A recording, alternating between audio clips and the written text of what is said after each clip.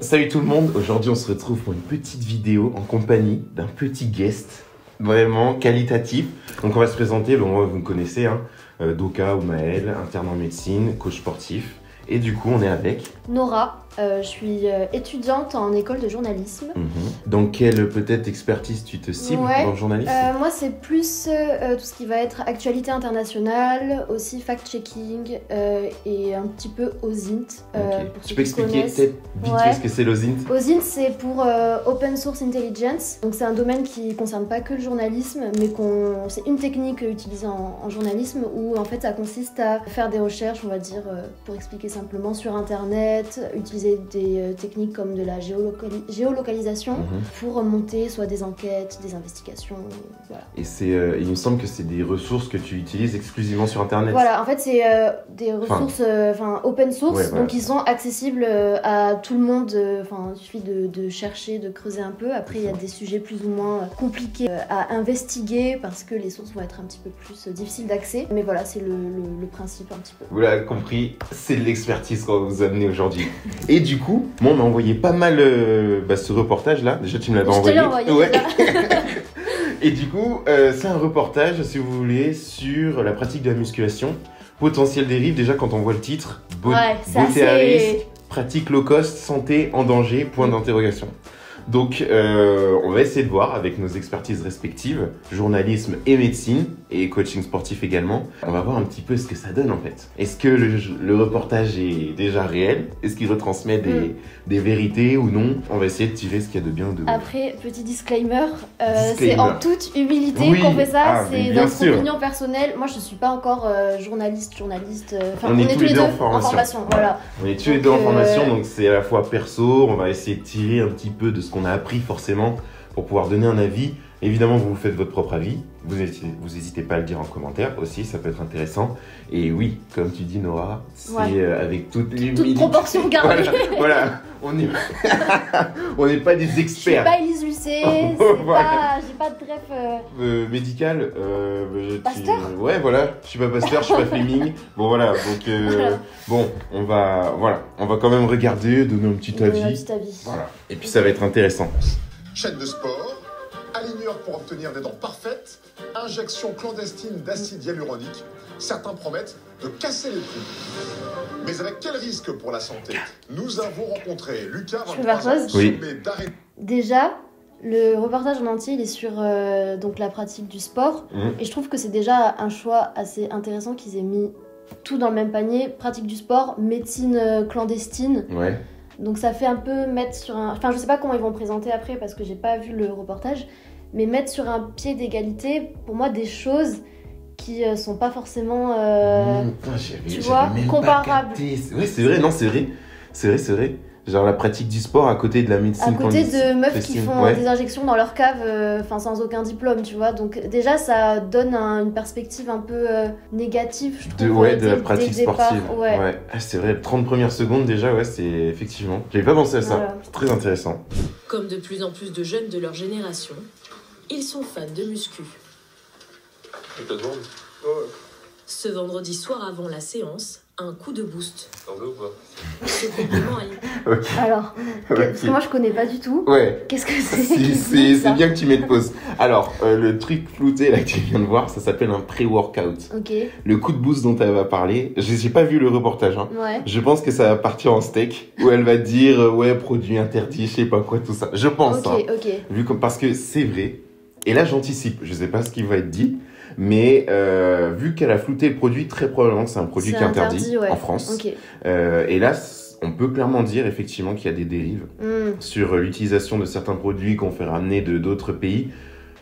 Attention, il faut faire la différence entre complément alimentaire, dopage, ok. Ok, et ça c'est plutôt... Mais justement, je pense qu'on on me permet, on va regarder. Mais interdit en France. Ok, voilà, c'était c'est connu, c'est un en salle de sport. De la caféine et après quelques molécules pour augmenter la concentration, l'endurance musculaire, etc. Alors, si je puis me permettre, cette manière-là d'expliquer, c'est la manière que tous les pratiquants muscu ils expliquent de cette façon, tu vois. Genre, des molécules. De la caféine. Voilà, c'est ça. En mode, c'est parler un peu de science sans vraiment s'y connaître et dire ça fait de la force, ça fait de l'endurance, ça fait. Mais sans vraiment savoir en fait comment ça fonctionne. Est-ce que tu penses que c'est qu'ils savent pas comment ça fonctionne ou est-ce que c'est pour minimiser un peu. Il y a les deux. En vrai, il y a les deux. Il y en a qui savent pas comment ça fonctionne. Et effectivement, là, il y a de la caféine. En soi, la caféine, tant tu prends pas plus de 400 mg. Ouais, c'est combien de tasses de café environ? C'est environ entre 2 et 3 tasses de café, suivant bien évidemment la concentration des capsules. Tu dépasses pas 400 mg, sachez-le, c'est facteur protecteur pour la santé. Ouais, je crois que t'avais fait une vidéo dessus, non? Ouais, c'est facteur protecteur pour la santé. Toute réserve gardée sur des conditions pathologiques, bien évidemment. Si t'es cardiaque ou des choses comme ça, si t'es enceinte, si t'as des migraines, si t'as des troubles un petit peu neuro, etc., style épilepsie, on met ça de côté. Maintenant, ça peut être intéressant. Là, c'est vrai que c'est des gros shoots. Ils disent pas en plus s'ils prennent de la caféine par la suite. Il y a ça déjà. Et là, le pot en question, je vois le pot que c'est. Je connais pas la marque parce que je suis pas un gros consommateur de pré-workout, en vrai de vrai. Genre, le pot là qu'il a, c'est un pot qui contient effectivement une molécule dont il parle qui s'appelle la DMA. La DMA, c'est un dérivé d'amphétamine. Ah ouais, ok. Voilà, c'est pour ça que c'est interdit en Europe, en tout cas en France. Et donc souvent on dit ouais c'est du géranium, c'est un extrait de géranium. En fait c'est de la, c'est un dérivé d'amphétamine. En théorie, c'est pas tu vas pas avoir de problème pour ta santé quand tu vas en prendre une fois, mais mais en fait, c'est un truc qui peut... Enfin, je pense que tu peux avoir des problèmes si, par exemple, tu as des problèmes cardiaques. Oui, totalement. Et ce que je sais il y a certains traitements où c'est des amphétamines, notamment tout ce qui est traitement contre le TDAH, pour le TDAH. Typiquement, bien sûr. Ou Ritaline, Concerta, tout ça. Et avant de pouvoir en prendre, il faut faire un bilan cardiaque. Ça s'appelle électrocardiogramme pour le trouble du rythme. Voilà. Donc j'imagine que typiquement c'est le genre de choses où si t'as un problème cardiaque c'est plutôt déconseillé quoi. Ah mais clairement, en vrai clairement. Et souvent on se dira oui mais non, moi j'ai pas de problème etc. Mais en fait c'est toujours quand le problème arrive qu'on se dit on savait pas mais en fait il avait un petit trouble du rythme, il faisait une FA ou il avait une bicuspidie. Bon, en tout cas, des problèmes de valve ou des choses comme ça. Et si tu veux, c'est des trucs qu'on va découvrir après coup, souvent, parce que il y aurait une utilisation comme ça. Alors là, dit comme ça, effectivement, c'est dramatisant ou quoi que ce soit.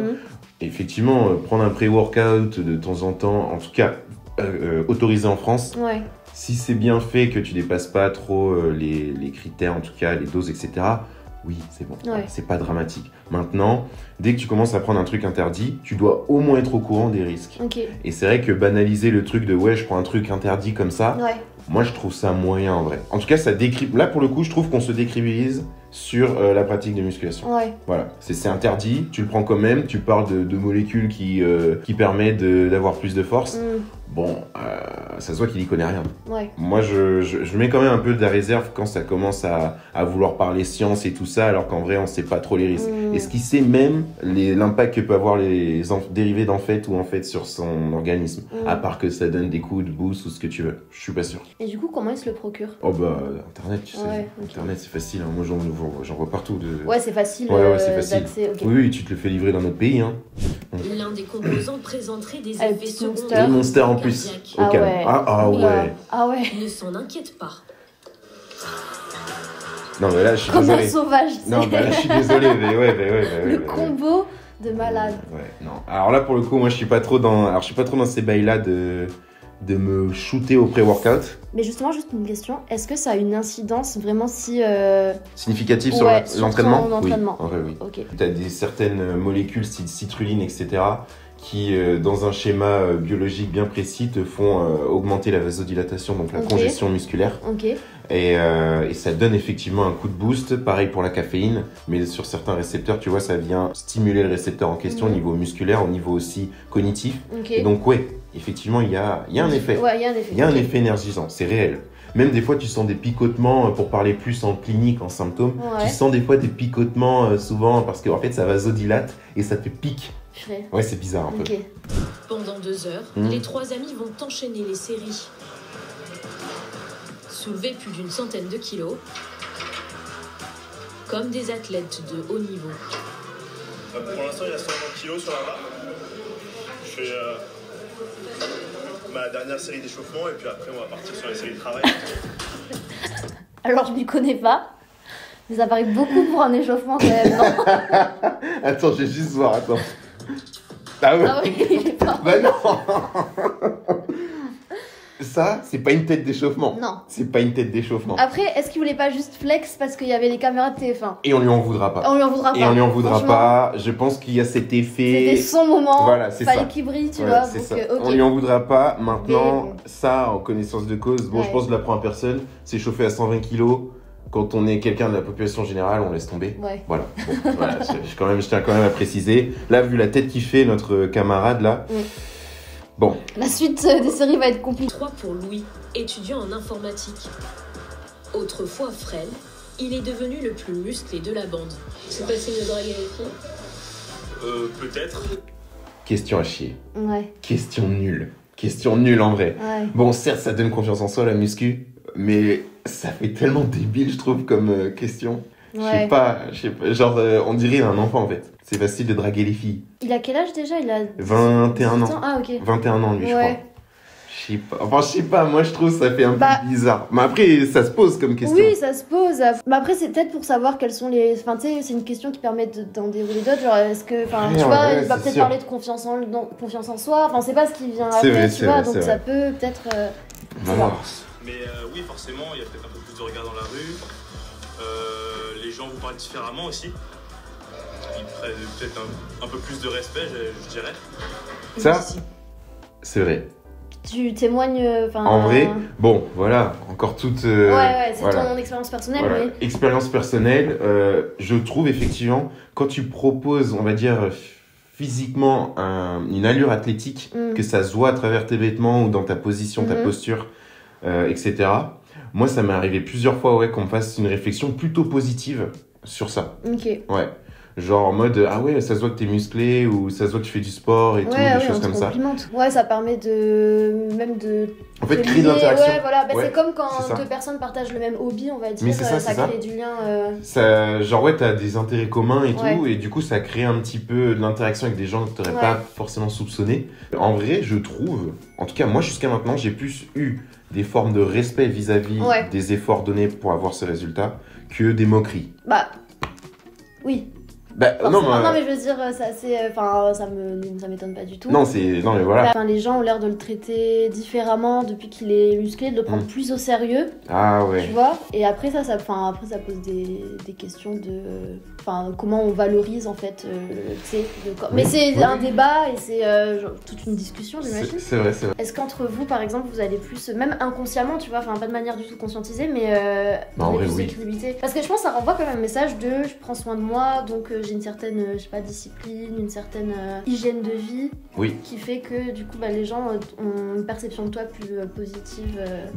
Maintenant les gens, je pense, captent que quand tu veux avoir un physique, si on parle purement esthétique, Ouais. que quand tu veux avoir un beau physique, tu sais que derrière il faut un rythme de vie qui va Ouais, avec. Tu vois, ouais. c'est pas juste t'arrives, tu vas une fois à la salle, tu pop-up. Ouais. Et donc je pense que les gens ils en ont plus conscience maintenant. Et c'est vrai que du coup il y a une forme un petit peu de respect en mode ah ouais. T'es- Même d'admiration, je pense. d'admiration. hein, sur Ouais, ton non, corps. c'est sûr. Maintenant voilà, c'est vrai que comme tu dis, il y a ce truc entre mecs, Ouais. quand même, entre là si on parle masculin, tu vois. Ouais. Il y a ce rapport mais entre gars de ouais, lui il est plus stock, plus machin, tu vois, des trucs comme ça. Déjà, tu parles encore moins que ça, tu sais, tu parles par rapport à la taille aussi. Ouais. Déjà, il y a ce rapport aussi Ah de... ouais? Ouais. C'est hyper superficiel en fait.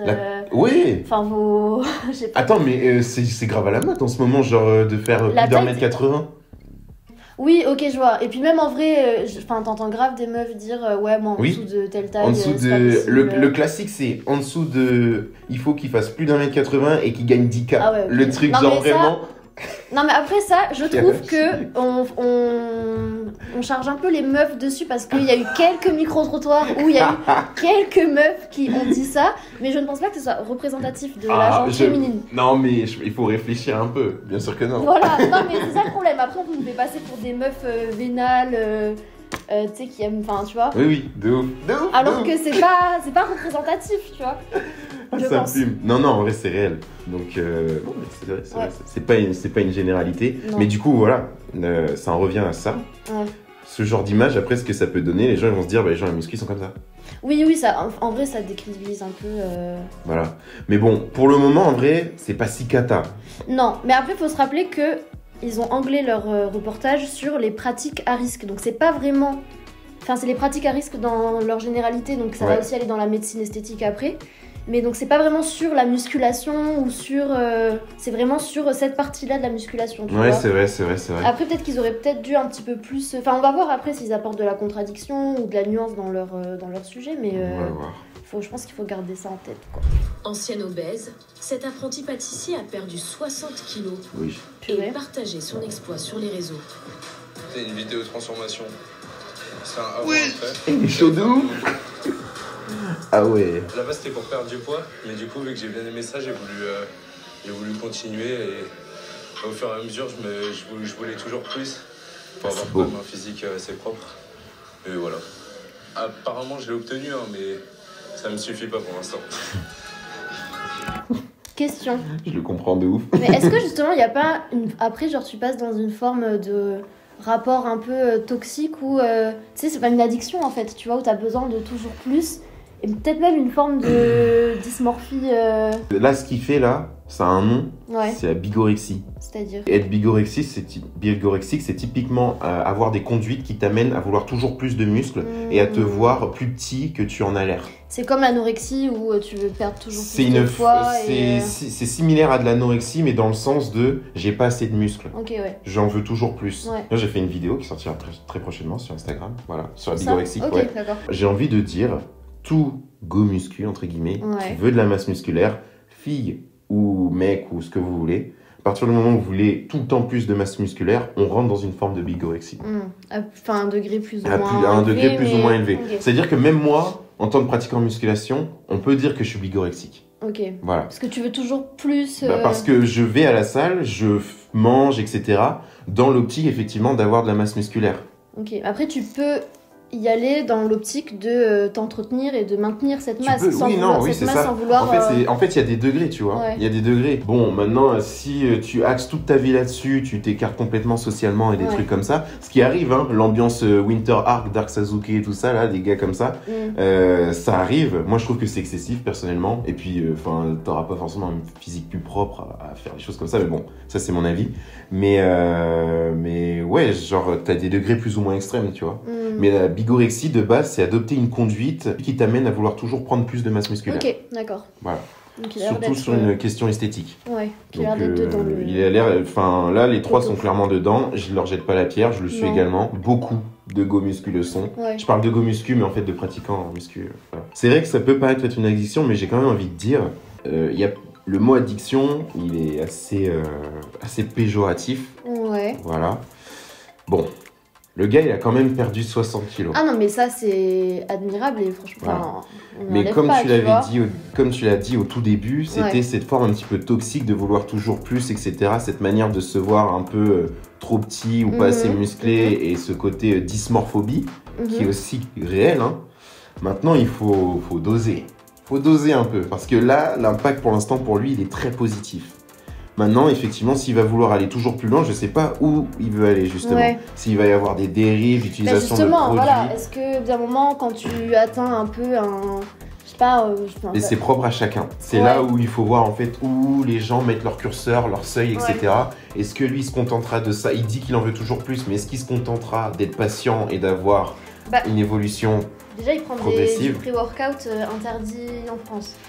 Donc, est-ce que ça veut pas justement conduire à... C'est une première porte d'entrée. Ouais. Ça veut pas dire que. Mais c'est vrai que c'est une première porte ouverte à une utilisation dérivée de d'autres choses. Ouais. Mais ça veut pas dire que parce que tu prends du pré-workout... Que ça forcément, il va aller... Voilà.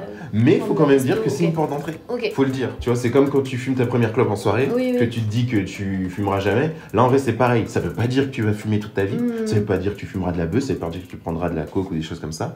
Mais c'est quand même une première porte d'entrée à des conduites qui peuvent être pathologiques. Afficher fièrement sa quête d'un corps parfait, c'est la nouvelle mode sur les réseaux sociaux. Stock. TikTok ou Instagram regorgent de ces vidéos. Des transformations physiques spectaculaires à des âges parfois précoces. Oui. Justement sur ça. Il a 16 ans. C'est une dinguerie, il a 16 ans. Sur ça, sur le fait que... Est-ce que justement, parce que moi, tu m'arrêtes si je me trompe, mais j'avais vu qu'il faut pas commencer la salle ou alors à pousser vraiment lourd avant 16 ans par rapport à ta croissance, parce que sinon ça peut arrêter ta croissance ou je sais pas quoi. C'est faux. C'est faux? C'est complètement faux? C'est faux de ouf. Ah ouais? Ouais. Alors là, je suis choquée. C'est faux de ouf. En vrai, le mythe de si tu fais trop de muscu, tu pousses trop lourd, ça arrête ta croissance, c'est faux de ouf. Ah ouais? C'est faux. Maintenant, ce mythe-là, on va le prendre direct. On prend là comme ça, hop, on le jette. Ah C'est ouais? faux. Complètement? Mais oui, genre... Aucune incidence. Ça n'a pas d'incidence sur ta croissance. Ça n'a pas d'incidence sur ta croissance. Faire du sport de renforcement, ça permet même d'améliorer ton capital osseux. Jusqu'à tes 30 ans, ça va améliorer ta densité osseuse et ton squelette te remerciera quand tu seras plus vieux. Premièrement. Ensuite, deuxièmement, ça stimule la croissance. Ah ouais? Ok. Ça stimule la croissance. Faire du sport, ça stimule la croissance. Maintenant, voilà, il faut voir l'idée qu'on en a. Si t'es un mec de 13 ans et tu commences à pousser des charges de malade et que tu te blesses et tout ça, forcément que ça va avoir un impact sur ta croissance. Bien évidemment. Tu vois, tu vas te faire des fractures. Bon, il y a certains types de fractures où tu as tes cartilages de conjugaison qui se ratatinent et des choses comme ça. Ok. Dans des cas bien précis de fractures, des choses comme ça. Maintenant, la pratique de musculation, ça ne retarde pas ta croissance. Ok. C'est un fait. Il n'y a pas d'étude qui dit aujourd'hui que la musculation ou les exercices de renforcement musculaire impactent significativement des retards de croissance. Qui doit faire du sport. Une stratégie qui fonctionne. Ok, ça c'est good. 75% des clients de Fitness Park. Je me permets. Ça là, c'est un truc à Paname, je comprends pas. De quoi ça n'a rien à voir avec le sujet, ouais. Vous ne rangez pas les points à Paris. C'est une folie. Ça là. Ça c'est pas rangé? Mais c'est pas rangé, en fait, ça. J'utilise tellement jamais d'haltères que je sais pas trop. Moi, ça me rend fou. Il faut que vous m'expliquiez. Non, mais ça dépend des salles, je pense. Ah, mais moi, toutes les salles où je vais à Paris, Fitness Park, c'est jamais rangé. C'est jamais rangé. C'est tout. Mais regarde, les poids, ils sont pas genre le 12 à côté des 35. J'avoue. Genre, alors ça, faut que vous m'expliquiez pourquoi c'est pas rangé. Et à Bordeaux, c'est rangé. C'est hyper bien rangé. Ouais, Bordeaux, ça file droit. Hein. Vous êtes comme ça. Et c'est carré comme ça. Hein. Et d'ailleurs, merci. Franchement, les salles à Bordeaux, c'est banger. Mais les salles à Paris aussi. Mais ça, là, moi, c'est un truc. Ah, je savais pas. Je vois ça. Tu cherches le 12, t'en as un. Ouais. Tu te cherches partout, il est à l'autre bout. Tu fais, et t'as un autre gars qui... Oh non, c'est trop chiant. Ça, c'est un truc, franchement, les gars de Paris, vous êtes trop forts. Franchement, je sais pas comment vous faites. Moins de 35 ans, 5. Mais à ce prix-là, seuls des cours en ligne sont accessibles. Ah, ok. Bonjour. Mais t'as accès à la salle quand même. Une ancienne danseuse de l'Opéra de Paris. Mais tu vois, je trouve que là, ils axent très en mode les méchantes salles de sport qui font tout, enfin un peu vicieuses, qui font tout pour attirer les jeunes. Ça fait un peu piège sur les jeunes. Oui. Mais en soi, c'est super que, enfin, t'es étudiant, t'as pas forcément de thunes pour te payer un abonnement à la salle hyper cher. Non, mais c'est sûr. Donc c'est trop bien qu'ils fassent ça, de rendre assez accessible le sport aux étudiants, surtout que. C'est quand tu es dans tes études ou tu as un travail intellectuel assez important, c'est bien de pouvoir décompresser. De sortir de ton bureau. Ouais, trouver un équilibre. Après, franchement, bon. Mais il axe en mode très business, en mode très machin. Bon, après, c'est normal, après, c'est une ancienne qui veut faire de l'argent et on leur en voudra pas. Non, mais ce qui est vrai aussi. Clairement, c'est leur intérêt à eux.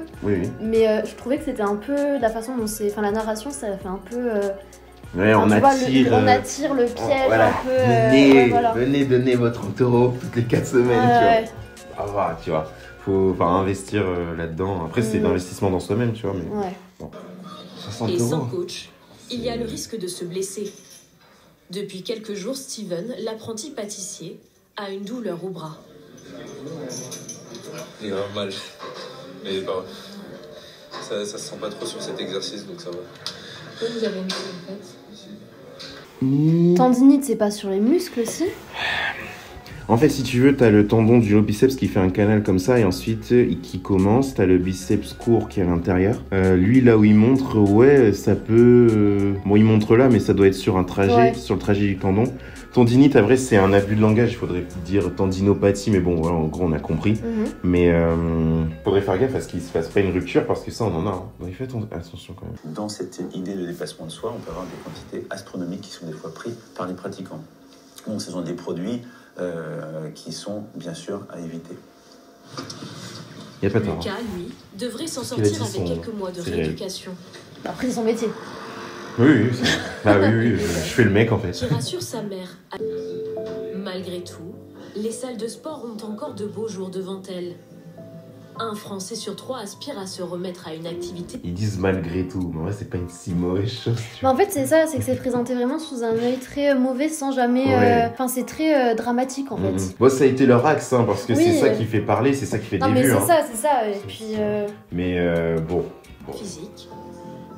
Et ils sont aussi de plus en plus nombreux à rêver d'un sourire parfait. Allez, transition. Et transition. Les facettes. Et voilà. Les facettes. Bon. On s'arrêtera là. Ouais. Écoute, j'aimerais bien avoir un petit débrief de toi en tant que pro, en vrai. Encore une fois, toute proportion gardée. En tant que professionnel en formation de journalisme. Non, mais c'est un type de reportage, assez classique de tout ce qui va être 7 à 8, ce genre d'émission où, comme on le disait, c'est un peu très dramatique, la musique, la voix, les expressions, la narration, parce que c'est ce que les gens regardent. Oui, c'est ça. Oui. Ça dépend, après voilà, à chaque fois ça dépend de l'angle, t'as un sujet et dans ton sujet tu choisis l'angle. Donc là par exemple le sujet ça va être, si on enlève l'autre partie de l'émission, on va prendre dans l'ensemble. Le sujet c'est la pratique à risque, la beauté à risque, je sais pas comment ils ont appelé ça. Pratique low cost, santé en danger. Ouais, beauté low cost, quelque chose comme ça. Et là ils ont fait un premier angle sur la musculation. Donc je comprends que par rapport à ce sujet et à cet angle ils aient vraiment axé que justement sur la pratique à risque, sur... Mais je trouve que c'est dommage parce que ça manque un peu de... on a l'impression que... Imagine, tu connais pas du tout la musculation, tu vois ça, tu te dis, tous les mecs de 20 ans qui vont à la salle, en fait, ils prennent de la poudre comme ça. Ils se blessent à l'épaule. Ils se blessent tous, c'est juste hyper superficiel parce que c'est ce qu'ils ont vu sur les réseaux, donc ils veulent faire pareil. Donc ça donne quand même une image assez péjorative. Après, ça veut pas dire que ce phénomène n'existe pas, mais je me pose la question dans quelle mesure il est présent dans toute la population qui va à la salle de sport. Et c'est dommage, par exemple, je crois pas qu'ils aient donné vraiment de chiffres, après est-ce que ça existe, je sais pas, mais de chiffres qui permettent de se rendre compte de l'importance de ce phénomène dans tous les gens qui pratiquent de la musculation. Même si tu gardes cette tranche d'âge, tu vois, tu prends 18-25 par exemple, ou même 16-25 parce que c'est assez jeune parfois. Il y a le côté expert avec le médecin qui dit quand même qu'il voit beaucoup de blessures en salle de muscu. Il y en a de plus en plus. Mais après ça m'étonne pas justement, les personnes qui commencent, qui connaissent pas et qui... Oui c'est vrai, on a parlé de la posture ou même de l'importance de l'échauffement, rien que ça, il y en a plein qui négligent. C'est sûr que si on voit des échauffements comme on a vu au début de reportage... Oui.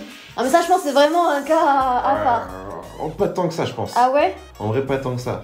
Après voilà, faut juste faire un truc logique quoi. C'est vrai que commencer à 120 kg pour s'échauffer et après dire qu'on passe sur des charges de travail...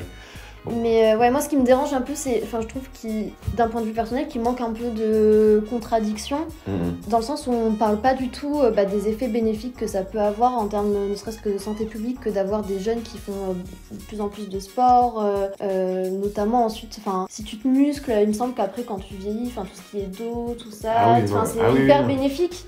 C'est ça. Et ça, c'est pas trop mis en avant, donc c'est assez dommage, je trouve, parce que ça aurait pu... c'est parce qu'ils ont choisi de faire, oui. Voilà. Donc, moi, d'un point de vue personnel, si j'avais regardé ce reportage juste comme ça, je pense que j'aurais donné plus de crédibilité si, justement, il y avait eu plus de contradictions, de nuances, de mise en contexte, que juste vraiment... oh là là, regardez, les jeunes, ce qu'ils font dans les salles de sport, ils sont complètement inconscients. Mais ce qui n'enlève pas que c'est un phénomène réel, qui doit être en plus de plus en plus important, j'imagine, avec les réseaux, etc. Mais voilà, mais après c'était quand même, moi j'ai trouvé ça quand même intéressant. Ouais, en vrai c'était un reportage intéressant. Après, c'est vrai comme t'as dit, ils ont pas mis trop de contrebalance, du coup ça rendait effectivement la vision assez péjorative pour quelqu'un qui ne connaît pas la muscu, bah, c'est vrai que là, il doit se dire qu'on est tous abrutis. Ouais, tu vois, abrutis, superficiels, obsédés par l'esthétique. Donc bon, c'est dommage. Après, là où je leur donne raison, c'est que c'est vrai que de toute façon, dans n'importe quelle pratique, dans n'importe quelle conduite que tu vas adopter, il y a toujours une balance. Tout ce que tu fais dans la vie, en vrai, c'est un arbitrage entre des bénéfices et des risques.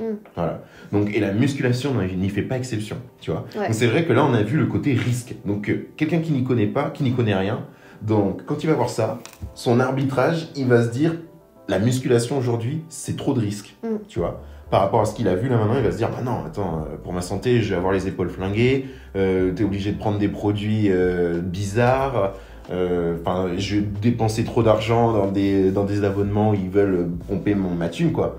Donc, mais en vrai, il faut contrebalancer tout ça parce qu'effectivement, comme tu l'as dit, au niveau musculaire, conserver un capital musculaire, c'est hyper bénéfique pour sa santé. Ils en ont pas parlé, et c'est ce qu'ils ont choisi de faire, mais c'est comme ça. Sur le plan osseux, c'est pareil. Tu augmentes ton capital osseux. Donc là, je vais parler par exemple, typiquement, si t'es une femme, que t'es ménopausée, t'as fait des exercices en charge avant, tu auras beaucoup moins de problèmes d'ostéoporose, de choses comme ça dues à la chute d'hormones. C'est des choses dont ils auraient pu parler que personne ne sait en vrai et qui est hyper important sur des problématiques en fait que nous on retrouve en cabinet, tu vois. C'est des choses comme ça. Et puis je parle de femmes avec la chute d'hormones, mais ça arrive même aux hommes aussi, dans une moindre proportion.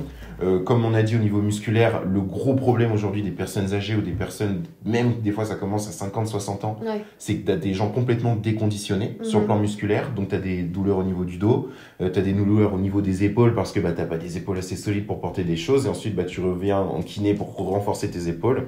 Donc c'est marrant parce que c'est un peu paradoxal parce que quand tu es jeune, on diabolise, mais quand tu es vieux, bah, on le met sur un piédestal, cette notion de renforcement. Avec bien évidemment toujours des curseurs entre les extrémités. On est bien d'accord. Mais donc oui, ça n'a pas été mis en avant. Et puis sans parler aussi des bénéfices que ça a sur les risques cardiovasculaires, au niveau cognitif aussi, faire du sport c'est hyper bénéfique sur le plan cognitif, maladies neurodégénératives, des choses comme ça. C'est vrai que en fait on aurait pu prendre totalement l'inverse et faire la muscu c'est bénéfique pour ça. Mais en fait c'est ça, c'est une question d'angle. Et là bah, pour leur défense, l'angle qui a été choisi c'est les pratiques à risque. Donc normal qu'ils rentrent dedans. Mais même quand tu choisis un angle comme ça, pour moi tu dois apporter du contradictoire, même si c'est 2 phrases à la fin, une manière de nuancer un peu. Même on parlait de tout ce qui est bénéfique d'un point de vue physique, mais même en termes de santé mentale. La question qu'on lui pose c'est est-ce que tu arrives à draguer des filles ou... Mais enfin tu vois, on aurait pu demander est-ce que ton image de toi, est-ce que tu te sens mieux, est-ce que tu te sens mieux dans ton corps, complètement. En vrai une question simple et basique ça aurait été de dire est-ce que quand tu fais de la muscu tu te sens mieux dans ton corps, tu vois, plutôt que de dire est-ce que tu arrives à draguer des filles, ce qui reste une question hyper superficielle et voilà. Moi je trouve ça en fait je trouve même que le fond est pas intelligent si tu veux. Je trouve vraiment dire est-ce que grâce à la muscu tu arrives à draguer des filles, je trouve que c'est encore un truc en mode où ça te rend plus débile. Ouais, c'est ça. C'est vraiment, ça rend, c'est hyper cliché et ça te fait pas briller, quoi. Mais c'est ça, en fait. Ils répondent et je suis sûr qu'ils ont posé d'autres questions et qu'ils ont choisi de mettre celle-là. Mais ce que je veux dire, c'est que, malheureusement, ça fait pas briller le pratiquant en musculation de dire ça, tu vois. Alors qu'à un moment donné, ils ont parlé du mec qui avait 60 kilos, qu'on a perdu, etc. Ils auraient pu développer un petit peu le truc sur comment il se sentait dans son corps de 60 kilos, comment il se sent aujourd'hui dans ce corps de musculation, musclé, entre guillemets, et il y avait une ébauche, il a dit bon moi j'en veux toujours plus, ça aurait été une ouverture intéressante si on avait eu son récit avant, tu vois. Mais écoute, en vrai c'était intéressant. C'était hyper intéressant. Autre chose aussi, ils ont vraiment axé sur les mecs. Il y a eu une mention de 30 secondes en disant les femmes aussi. Ah ouais, mais ça rend la pratique ultra masculine. Ouais, ultra masculine, et en fait c'est un peu ce cliché de l'ado entre guillemets de 19 ans qui consomme des trucs sans savoir ce qu'il fait, qui fait un peu n'importe quoi, qui est assez accro, ils utilisent même ce terme accro, etc. Mais donc ça va vraiment dans le cliché du go muscu qu'on se fait, mais il n'y a aucune mention des femmes dans cette pratique-là, alors qu'il y a de plus en plus de femmes qui font... Ah mais bien sûr, tu vois, bien sûr. Non, oui, bien sûr, c'est vrai, mais ça c'est encore un choix de leur part que je trouve dommage pour le coup, parce hyper que, dommage. En vrai les risques c'est aussi bien pour les mecs que pour les meufs, donc c'est dommage. Ça j'avoue c'est plutôt dommage, surtout qu'en plus il y a beaucoup de choses à explorer au niveau des femmes, je trouve. Surtout avec les cycles menstruels, les rapports d'hormones, les alimentations, les trucs comme ça. Je trouve que c'est dommage. Bah après, bon, enfin, moi je trouve ça hyper dommage qu'ils aient pas mentionné les films. Mais après, ce qu'on disait, ils auraient pu dire parler de ça.